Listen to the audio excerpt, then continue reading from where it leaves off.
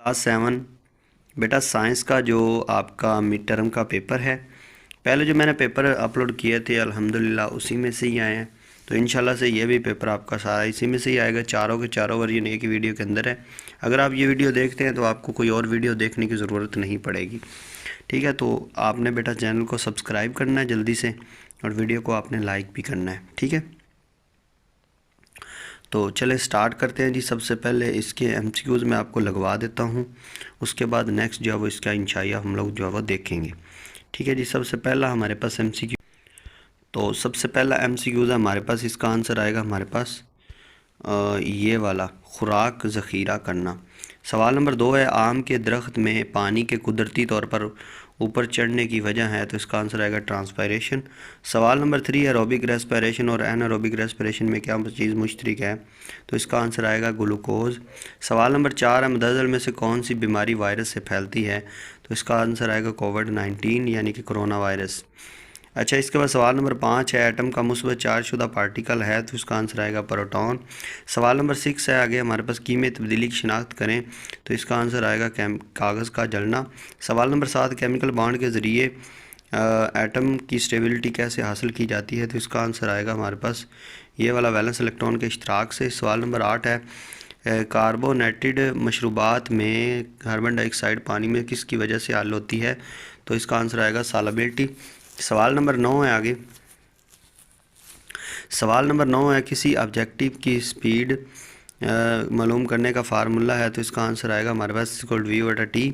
सवाल नंबर आगे, मुतज़िल में से कौन सी वेव सिर्फ ठोस में या माया की सतह पर बनती है, तो इसका आंसर आएगा हमारे पास रेडियो वेव। इसके बाद नेक्स्ट चलते हैं। अच्छा, नेक्स्ट हमारे पास इसका इंशाइया है जी, ये वाला। ठीक है, सवाल नंबर 11, 12 और 13 ये आप लोग देख सकते हैं। इसके बाद अच्छा, इसी वीडियो के अंदर उर्दू और इंग्लिश दोनों मीडियम के जो स्टूडेंट हैं सब के लिए सेम ही होगा। अगला जो सवाल है इसका 13वें का, वो ये है जी, हमारे पास ये सवाल है। ठीक है, ये लेबल करना है और ये हमारे पास इसका सवाल इम्पोर्टेंट है। अच्छा जी, आगे बेटा इंग्लिश मीडियम का जो है वो पेपर है, first version in English medium. तो सबसे पहला जो है, what is the main function of phloem tissue, तो इसका आंसर आएगा हमारे पास ये वाला, स्टोरेज फूड। सवाल नंबर 2 का हमारे पास होगा ट्रांसपोर्टेशन। इसके बाद सवाल नंबर है आगे हमारे पास 3, इसका आएगा ग्लूकोज। सवाल नंबर 4 का होगा कोविड-19। सवाल नंबर 5 है, positively charge particle of an atom is, तो इसका आंसर आएगा प्रोटॉन। सवाल नंबर 6 है, आइडेंटिफाई द केमिकल चेंज, तो इसका आएगा बर्निंग ऑफ पेपर। सवाल नंबर 7 है, atoms achieve stability through chemical bonding, तो इसका आंसर आएगा हमारे पास शेयरिंग वैलेंस इलेक्ट्रॉन। सवाल नंबर आगे 8 है, इसका आंसर आएगा सॉल्युबिलिटी। और सवाल नंबर 9 जो है वो इसका होगा बी वाला, S=v/t। और सवाल नंबर 10 का होगा ट्रांसफ़र वेव्स। अब इसका इंशाइया देखते हैं फर्स्ट वर्जन का इंग्लिश मीडियम और उर्दू मीडियम वाले स्टूडेंट के लिए। ये बेटा है जी इंशाइया इसका। ये एक दफ़ा सवाल आप देख लें। क्वेश्चन नंबर 11 है, इसके पहले 3 A, B और C 3 पार्ट हैं। सवाल नंबर 12 के भी 3 पार्ट हैं, और सवाल नंबर 13 के 11 3 जो है वो पार्ट्स हैं। ठीक है, और ये सवाल है। ठीक है, अब इसको जो है वो हमने देखना है आगे, इसके आंसर जो है वो देखते हैं।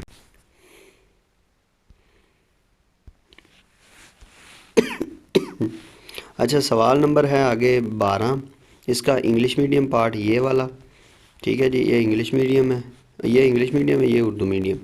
ठीक है, यहाँ पे पहले का पेरिकार्डियम क्या है, तो इसका आंसर यहाँ से लेकर यहाँ तक और यहाँ से यहाँ तक।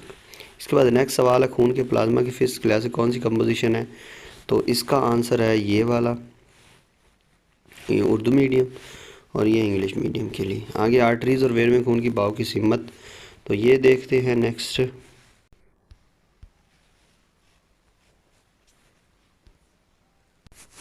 तो ये इसका आंसर है जी। ठीक है, जो इसके बाद नेक्स्ट चलते हैं।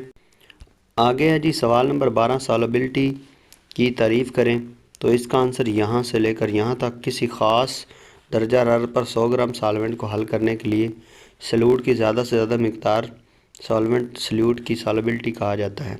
टेम्परेचर किस तरह सॉल्युबिलिटी पर असरअंदाज होता है, तो ये देख, तो इसका आंसर यहाँ से लेकर ये हमारे पास आंसर है। और ये इंग्लिश मीडियम, और ये साथ अगर आप इंग्लिश मीडियम के स्टूडेंट हैं तो ये साथ साथ आपने कर लेने, और अगर आप उर्दू मीडियम के स्टूडेंट हैं तो आपने उर्दू मीडियम पे फोकस करना है। ठीक है जी। और चैनल को बेटा ज़रूर सब्सक्राइब करना है आपने। इसके बाद अगला सवाल है जी, सॉल्युबिलिटी, रोज़मर्रा ज़िंदगी में सॉल्युबिलिटी के 4 असरात, यहाँ से लेकर यहाँ तक, और ये इंग्लिश मीडियम वाले स्टूडेंट के लिए और ये उर्दू मीडियम वाले स्टूडेंट के लिए है। ये अगर आपने बुक से पहले किया, निशान लगाए हुए हैं, तो वहाँ से ही करें, क्योंकि वो पहले आपने याद किया हो। अगर नहीं किया पहले तो फिर ये लाजमी आप लोगों ने करना है। अच्छा, नेक्स्ट सवाल है हमारे पास, सवाल नंबर 13, हम चमगादड़ की सीटी की आवाज़ क्यों नहीं सुन सकते? तो इसका आंसर यहाँ से लेकर यहाँ तक है, और ये इंग्लिश मीडियम के लिए है। अगर नेक्स्ट है सवाल है, नेक्स्ट सवाल है बेटा हमारे पास नमूने का जवाब, ये हम चमगादड़, ये दी गई वेव्स के हिस्सों की शिनाख्त करें। तो इनके जो है वो हिस्सों की शिनाख्त आपने करनी है। तो इसको नेक्स्ट देखते हैं। नेक्स्ट हमारे पास इसके जो हिस्से हैं वो आपके सामने हैं। ये जवाब, नमूने का जवाब दिया हुआ है हमें। ये इंग्लिश मीडियम वाले बच्चों के लिए भी लिखे हुए हैं और उर्दू मीडियम। ये क्रस्ट, वेवलेंथ, एम्पलीट्यूड, ट्रफ। ठीक है, नंबर 1 पे आता है क्रस्ट और नंबर 4 पे आता है ट्रफ। ठीक है, और ये जो है वो इसकी वेवलेंथ होती है। ठीक है, और इसका एम्पलीट्यूड होता है। आगे अगला सवाल है, अगला सवाल है जी वेव्स, ये आपके सामने है। वेव की तारीफ़ करें, दी गई तस्वीर की शिनाख्त करें। तो ये आपने बताना है। तो इसका आंसर हमारे पास ये है, ये ट्रांसफ़र वेव्स, इलेक्ट्रोमैग्नेटिक वेव्स। ठीक है, ये इंग्लिश मीडियम वाले स्टूडेंट के लिए। अब यहाँ पे हमारा फर्स्ट वर्जन इंग्लिश मीडियम का कंप्लीट हो चुका है। अब हम चलते हैं इसके सेकंड वर्जन की तरफ। तो बेटा नेक्स्ट हमारे पास सेकंड वर्जन है इसका। सवाल नंबर 1 का इसका आंसर हमारे पास होगा ये वाला, फ्लोएम, और सवाल नंबर 2 का होगा सक्शन फोर्स पैदा होती है। सवाल नंबर 3 का होगा लैक्टिक एसिड। सवाल नंबर 4 का होगा वायरस। सवाल नंबर 5 का होगा ये वाला, 2 प्रोटॉन और 2 इलेक्ट्रॉन। सवाल नंबर 6 का होगा ये वाला, कागज़ का जलना। इसके बाद नेक्स्ट देखते हैं। नेक्स्ट हमारे पास सवाल नंबर है 7। सवाल नंबर 7वें का होगा हमारे पास ये 3। सवाल नंबर 8 का होगा ये। सवाल नंबर 9 का होगा ये वाला। सवाल नंबर 10 का होगा ट्रांसफ़र वेव्स। इसके बाद नेक्स्ट बेटा इसका जो इंशाइया है हमारे पास, सवाल नंबर है सबसे पहले 11, उसके बाद सवाल नंबर 12 और सवाल नंबर 13। ठीक है, ये वाला। अब इसका इंशाइया देख लो। आगे सवाल नंबर 13 है। सवाल नंबर 13 के आगे 3 सवाल हैं ये वाले।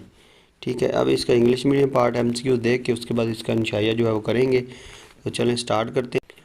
तो सबसे पहला MCQ है हमारे पास, which tissue transport food in all part of plant. तो इसका आएगा फ्लोएम। इसका आंसर आएगा फ्लाइम, ये वाला।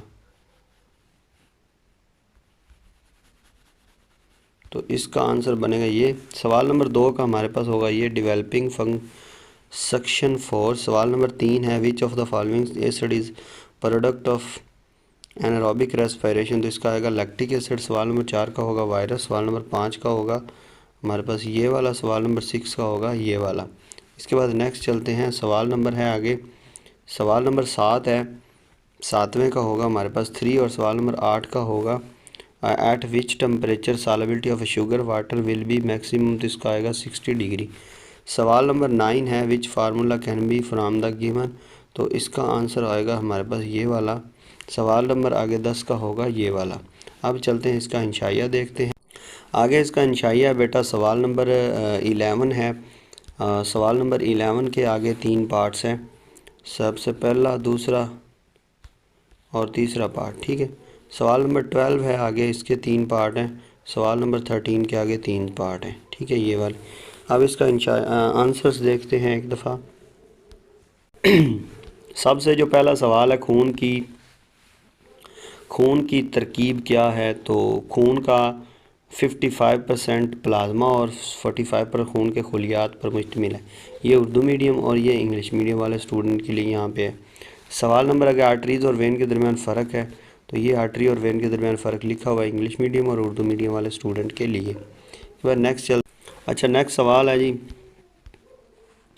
इंसानी दिल की साख्त के कोई से 4 हिस्सों के नाम लिखें। तो इसका आंसर ये उर्दू और ये इंग्लिश मीडियम वाले बच्चों के लिए। आगे सवाल नंबर 12 का पहला जो सवाल है, कोई से दो तरीक़ों के नाम लिखे जो मटीरियल की सॉलिबिलिटी को बढ़ाते हैं।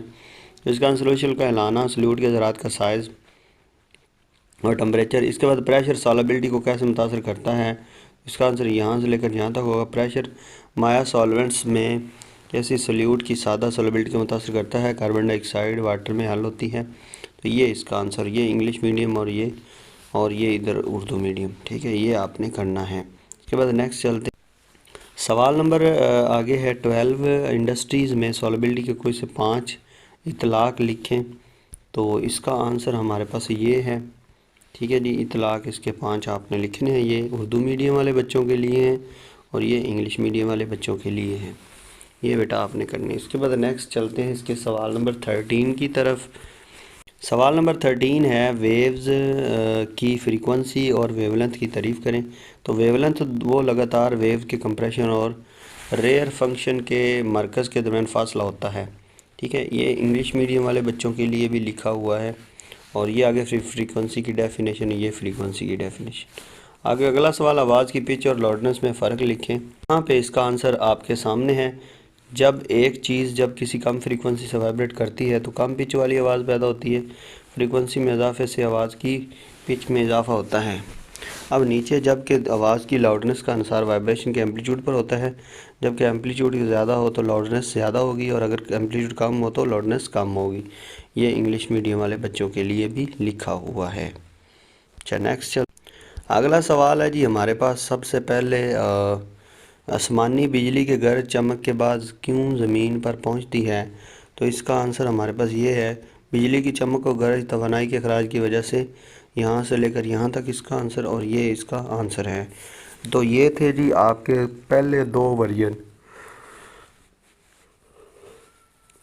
अब हम इसके वर्जन नंबर 3 और 4 को करेंगे। ठीक है जी, तो चलें स्टार्ट करते हैं।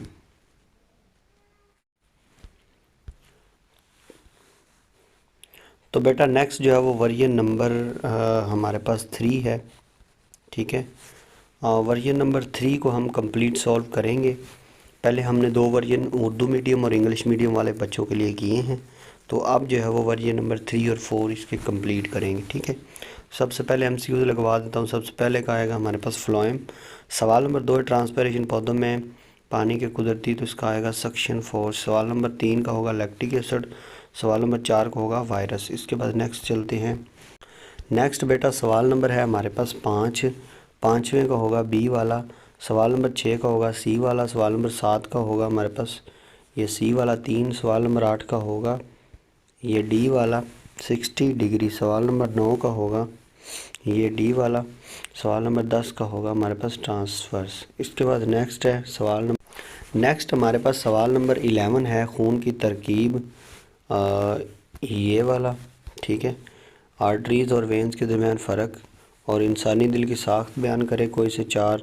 प्रेशर और सॉलिबिलिटी के मुतासर, और ये आप इसका देख ले। सवाल नंबर 13 है वेव की फ्रीक्वेंसी और वेवलेंथ की तारीफ़ लिखें। आवाज़ की पिच और लाउडनेस में फ़र्क लिखें।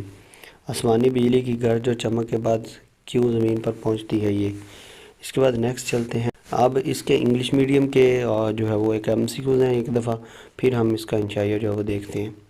ठीक है, तो सबसे पहले का होगा हमारे पास ये वाला। इसका आंसर आएगा हमारे पास ये डेवलपिंग सक्शन फोर्स। सवाल नंबर 3 का होगा लैक्टिक एसिड। सवाल नंबर 4 का होगा वायरस। सवाल नंबर 5 का होगा प्रोटॉन एंड 6 इलेक्ट्रॉन। तो इसको सवाल बर्निंग ऑफ पेपर। उसके बाद नेक्स्ट सवाल नंबर 7 है। आगे क्वेश्चन नंबर 7 है बेटा, इसका आंसर आएगा 3। सवाल नंबर 8 का होगा हमारे पास 60 डिग्री। सवाल नंबर 9 है, 9 का होगा ये वाला। ठीक है, सवाल नंबर 10 का होगा ट्रांसवर्स। अब नेक्स्ट चलते हैं इसके इंशाइया की तरफ।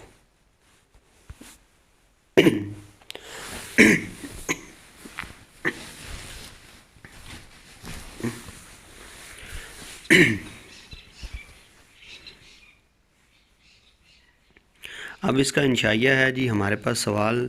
सबसे पहला जो सवाल है वो 11 है। 11 के 3 पार्ट है, 12 के 3 पार्ट और 13 के 3। आगे है 11 क्वेश्चन नंबर 13 है। इसके जो है वो हमारे पास 3 पार्ट्स हैं। अब इसका इंग्लिश मीडियम और उर्दू मीडियम वाले बच्चों के लिए जो है वो हम लोग क्वेश्चन आंसर देख लेते हैं। जल्दी से मैं आपको दिखा दूँगा, तो चलें जी। तो ये बेटा क्वेश्चन नंबर है हमारे पास 11 है। खून की तरकीब क्या है? तो खून का 55 प्लाज्मा है और 45 खून के खलियात पर मुश्तमिल है। ये इंग्लिश मीडियम वाले बच्चों के लिए और ये उर्दू मीडियम वाले बच्चों के लिए है। आगे आर्टरीज़ और वेन के दरमियान फ़र्क लिखें, तो ये आपके सामने फ़र्क लिखे हुए हैं इंग्लिश मीडियम और उर्दू मीडियम वाले बच्चों के लिए। ठीक है जी। इसके बाद नेक्स्ट चलते हैं। सवाल नंबर है आगे हमारे पास, इंसानी दिल की साख्त को इसे 4 हिस्सों के नाम लिखे। तो इसका ना दाया एट्रियम, बाया वेंट्रिकल, दाया वेंट्रिकल, ठीक है, ये इंग्लिश और उर्दू मीडियम वाले बच्चों के लिए लिखे हुए हैं। इसके बाद नेक्स्ट सवाल नंबर 12 है। सवाल नंबर 12 का सबसे पहला जो पार्ट है, कोई से 2 तरीक़ों के नाम लिखें जो मटेरियल की सॉल्बिलिटी बढ़ाने में अहम किरदार अदा करते हैं। तो इसका आंसर आएगा सोल्यूशन का हिलाना, सल्यूट के ज़रात का साइज़ और टेम्परेचर वगैरह। तो ये इंग्लिश मीडियम वाले बच्चों के लिए styling the solution, size of solute, particle and temperature. इसके बाद नेक्स्ट है प्रेशर और सॉल्बिलिटी को कैसे मुतासर करता है इंग्लिश मीडियम वाले बच्चों के लिए। How does pressure of effect solubility. तो इसका आंसर यहाँ से लेकर यहाँ तक, और ये इंग्लिश मीडियम वाले बच्चों के लिए लिखा हुआ है। इसके बाद सवाल नंबर 13 है। सवाल नंबर 13 है वेव की फ्रीक्वेंसी और वेवलेंथ में फ़र्क। तो इसका आंसर हमारे पास ये वेवलेंथ और फ्रीक्वेंसी, और ये इंग्लिश मीडियम वाले बच्चों के लिए लिखा हुआ है। ठीक है, ये आप लोगों ने करना है। इसके बाद नेक्स्ट देखते हैं। नेक्स्ट जो है वो हमारे पास सवाल है, अच्छा नेक्स्ट सवाल है लास्ट वाला आगे है सवाल, आसमानी बिजली गर्ज और चमक क्यों पहुंचती है। तो इसका आंसर यहाँ से लेकर यहाँ तक, और ये इसका इंग्लिश मीडियम का क्वेश्चन आंसर है। इसके बाद नेक्स्ट देखते हैं। तो नेक्स्ट बेटा इसका वर्जन नंबर जो है वो हमारे पास 4 है।